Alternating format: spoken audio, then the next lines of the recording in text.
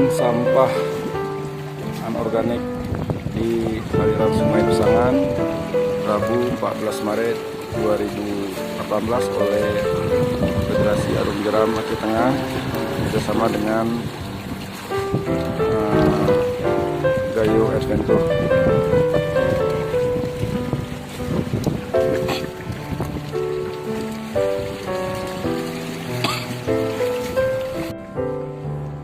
Pembersihan sampah anorganik di aliran Sungai Pesangan yang berhulu tawar dilakukan oleh Federasi Arum Jeram Aceh Tengah bersama dengan komunitas Adventure. Pembersihan sampah ini guna mendukung kebersihan wahana wisata Arum Jeram yang beberapa bulan ini telah menjadi salah satu wisata favorit di Aceh, khususnya Aceh Tengah.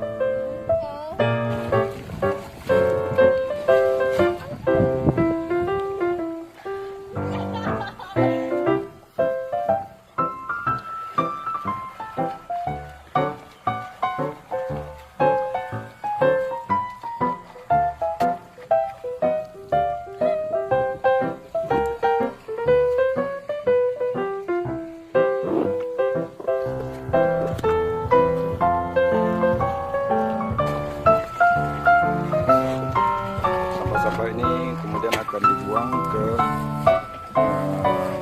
TPS yang ada di Kemang, kemudian diteruskan ke TPA di luar Temik Selinara.